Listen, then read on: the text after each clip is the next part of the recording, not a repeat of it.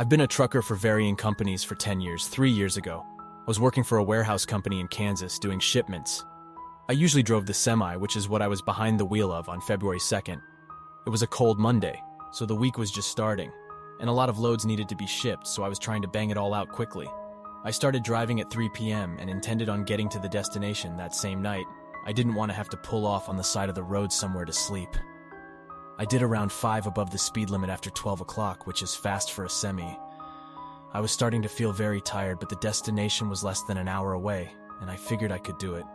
My eyes were getting dry, and it was starting to become a chore just to keep them wide open. I splashed some water on my hand, and then rubbed it on my face. It helped a little bit, and waking me up, my truck was the only vehicle on this road at this hour. So besides my headlights, the road was completely dark. I remember reaching to take a sip of my water and almost spitting it out when I saw a figure approaching fast up in the distance. I hit the brakes hard, and as the truck slowed down close to a halt, I could better distinguish the features of this person. Almost standing in the middle of the road, he seemed to be wearing all black with some kind of black scarf wrapped around his neck, and he had an unnaturally long neck. I know it's a weird thing to pick up on, but it was almost freaky looking. His face itself, however, was a complete blur. They could make out any features, as my truck slowed down and got closer to this mysterious man. I was about to roll down the window to ask if he needed a ride, but he just turned to his left and darted into the woods. I didn't take an extra second to stop and think about it. I just pressed on the gas pedal again and moved on regardless of how freaky it was. I was in a rush.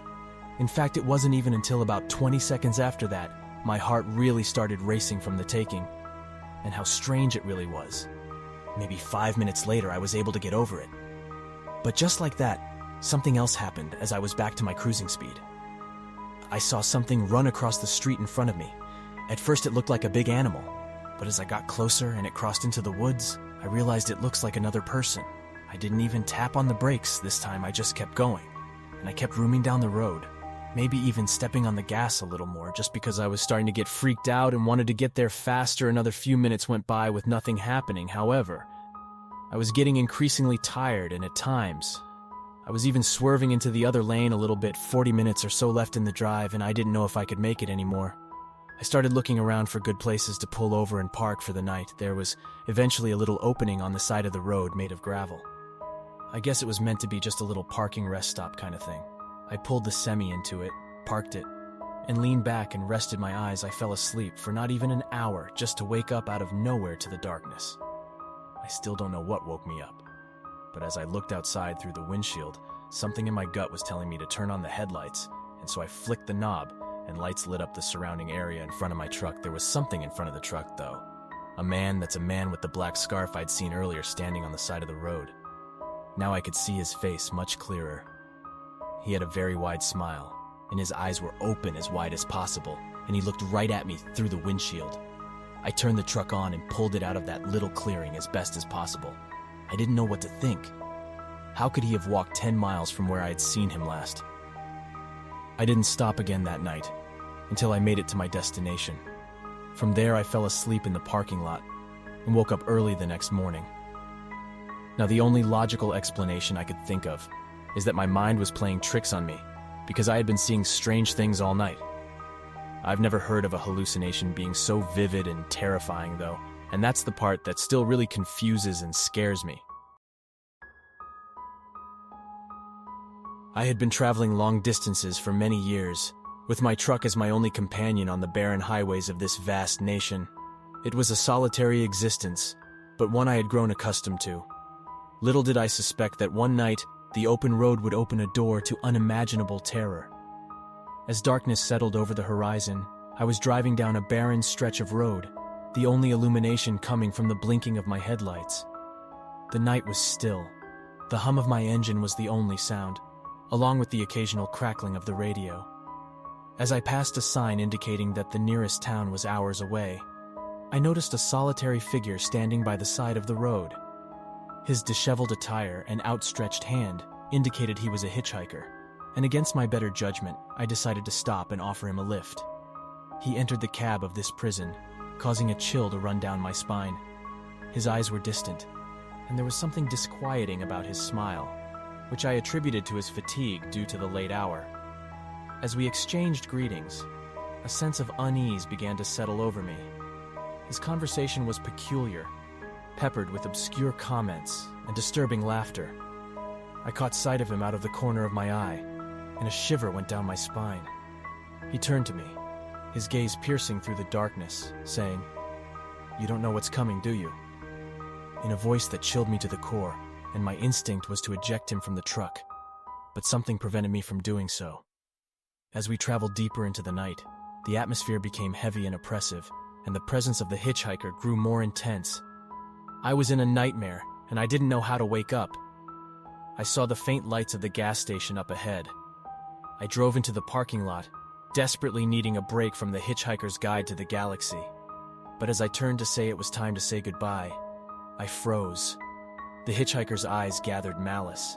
"His smile you can't escape," he whispered with an evil voice. Panic surging as I realized the true horrors of my situation. I had picked up a predator. I was his prey. With all my courage, I stumbled out the door into the gas station. I reported the incident to the attendants and asked them to contact the police. As I looked back, I saw the hitchhiker watching me from the truck window, his sinister smile still present in my memory. The police arrived, but the hitchhiker was nowhere to be found. The attendants assured me that they would do their best to locate him, but I knew in my heart that he had disappeared into the night, leaving me scarred. My beloved truck was now a reminder of the nightmares I had endured, and the road that had once been my sanctuary had become a nightmare of fear and paranoia. To this day, I still drive the highways with my eyes scanning for any hitchhiker, searching for any sign of the sinister presence that had haunted me. This incident serves as a chilling reminder that evil can be found in unexpected places. And fellow truckers, as you drive down the endless roads, beware of the hitchhiker's smile for you, as they may be waiting for your next victim. I am a truck driver, and this is my story. During the rainy season, it rained nonstop for weeks. I went to work at dawn, grumbling about the rain. As I got on the truck, I noticed my co-driver walking with someone in the rain with their arms around each other's shoulders. I yelled at him, "Hey, are you guys going out in the rain?" But he just kept walking. I was a bit hurt, but didn't think much of it. A few days later, as I drove my truck in the rain again at dawn, my boss called me and said that a colleague had suddenly disappeared and that his truck was parked all by itself with the door left open. The boss got mad at me and yelled, "What the hell was going on?" A couple of days later, when the rain finally stopped, we heard reports that 2 truck drivers from my company were missing their trucks, and they were parked in the spot where they had been without the door open.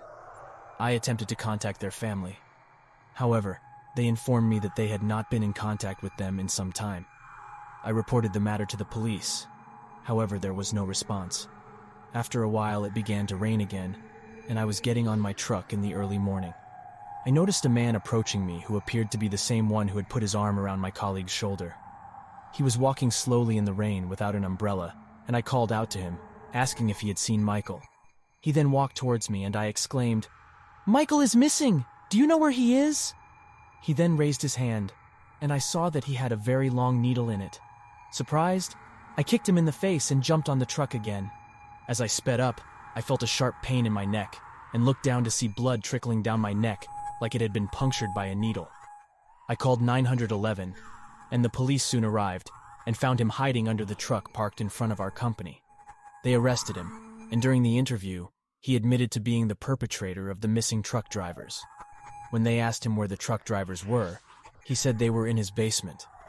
When asked why he had abducted them, he said, "I get a little nervous when it rains. I remember this one time when I was 10 years old. It was a rainy day and I was in the car with my dad. There was a truck in front of us full of steel rebar. Suddenly one of them fell off and hit our car and my dad's body. I saw it happen with my own eyes. Every rainy day I think of this scene.